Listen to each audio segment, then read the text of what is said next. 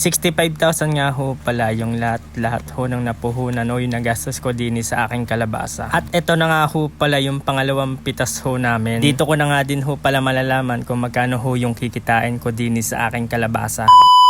Bago makaani ng kalabasa, ganito nga ho pala yung process na ginawa ko. Una nga ho pala, nagpatraktora nga ho pala kami na ring lupa. Tapos umpisa na ho diyan yung pag-iiras at pagtatanim ho ng kalabasa. Gada hakbang nga ho pala, dalawang buto nga ho pala yung itinatanim namin. Bali, 3 lata nga ho pala yung itatanim namin dito mga katroops. At pagkatapos ho ng ilang araw, ito na nga ho pala yung tinanim kong kalabasa. At pag ganyan na nga ho pala kalalaki, ay maggagahok na nga ho pala tayo diyan at mag-aasarol. Paparotor din ho natin yung gitna ng kalabasa para hindi ho siya damuhin. At syempre hindi ho natin kakalimutan diyan ang pagdidilig. Sawang-sawa na nga ho pala ang pagdidilig ko diyan mga katroops. At dumating na yung araw ng pagsasaklob mga katroops. Once na nagkaroon na ho iyan ng bulaklak, ay kailangan na ho natin siya ay hand pollination para magtuloy ho yung mga bunga niya. Yung pollen ho ng male flower ay kailangan ho ay madikit o mapunta doon sa female flower. Araw-araw ko nga ho pala yan hand pollination tuwing umaga. Pag nagkaroon na nga ho pala iyan ng dilaw o polvo yung ating kalabasa, ay aani na ho natin iyan. At ito ho yung unang ani natin. Bali kalahati lang ho yung pinatas natin. Naka 91,000 nga ho pala tayo diyan mga katroops. 20 pesos nga ho pala yung presyo ng kalabasa diyan per kilo. After 2 days ay aani na ho natin diyan yung kalahating hindi pa ho natin napipitas. Kaya madaling araw lang ho ay gising na ho tayo diyan dahil nag-request ho yung ating mga mamimitas diyan ng ating uulamin. Yung mga kapatid ko kasi yung mamimitas diyan mga katroops ay gusto ho nila ng paksiw na pata, kaya yan ho ay madaling araw pa lamang ay akin na ho siyang ipalalambutin para pag namitas na ho tayo mamaya ay malambot na ho yung pata, ay hindi na ho tayo diyan maabala mamitas. Sa mga nagtatanong nga ho pala diyan kung ilang beses nga daw ho pala pinipitas yung kalabasa, pwede ho natin pagsabay-sabay ng pagpitas ho ng kalabasa. Kaya pwede hong 1 pitasan or 2 pitasan ho yung gawin nyo diyan. Bali nung nakaraang araw nga ho pala ay 20 pesos per kilo din sa bukid. Ay ngayong araw hong tayo pipitas ay 19 pesos na ho. Bumaba ho ng piso. Bali pangalawang kape ko na nga ho pala ito mga katroops. Habang inihintay ko nga ho pala yung mamimitas ay magkakape nga po pala muna ako. At sinisipag pa diyan magwalis si inay. At ito nga ho pala yung kuya ko dumating na, isa ho yan sa amin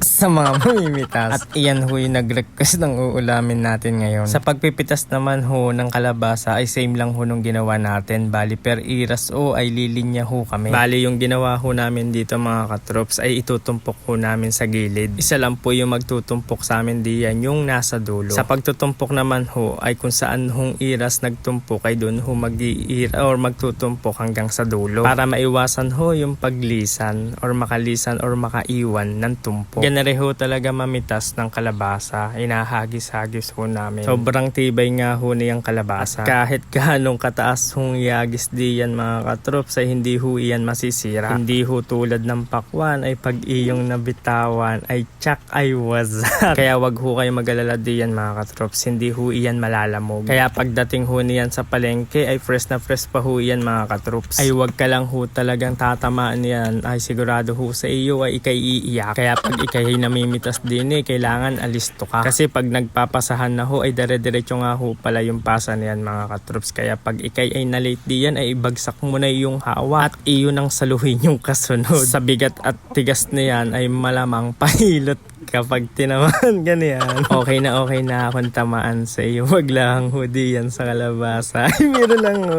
Kaya ganyan ho yung proseso ng pagpitas namin din sa kalabasa. Sa pagdadampot ng kalabasa ay siguraduhin mo lang ay matibay iyong balaka. Kasi nililipat ho namin yung tumpok na yan mga katroops sa gitna para madali ho siyang hakutin. At dumating na nga ho pala diyan yung ating buyer. Siya nga ho pala si Madam Brenda. Ay taga Batangas ho yan mga katroops. Ito nga ho pala yung naiwan nung nakaraang pitas. Bali ito nga ho pala ay umabot ng 900 kilo. Kaya ho ako tawa ng tawa diyan ay meron na hong muntik tamaan. Sa pagkikilo naman ho dito mga katroops sa aming lugar ay meron ho tayo diyan palamig na 2 kilo. Magtitimbang ho kami diyan ng 52 kilo pero ang ililista lang ho namin ay 50 kilo. Paulit-ulit lang ho yung gagawin natin hanggang ho sa maubos yung kalabasa o may karga na ho iyan lahat. Kaya titignan ho natin kung mapupuno ho natin itong truck na ere. Pagkatapos naman ho timbangin ay idadiretso naman ho yan sa truck para ho maikamada na nila. Bali meron nga ho pala diyan namimitas, bukod nga ho pala diyan yung naghahakot at bukod din ho yung nagkikilo para mabilis ho matapos. Natapos na nga ho pala tayo din sa isa do sa naiwan nung nakaraan. Bali naka 900 kilo at lumipat naman ho tayo din sa bago natin pinipitas. At iyan nga ho pala yung traktora, yan nga ho pala yung naghahakot ng ating kalabasa. Sila yung dumadampot doon sa ating tinumpok or yung pinitas ho natin kanina at sila naman ho yung magdadala din sa pangpang. Sobrang tibay nga ho pala na yung kalabasa ay nasa gasaan ng gulong ng traktora, yung isa ay buo pa. Bali ngayon ay nakaka 3,000 kilo na nga ho pala tayo at 100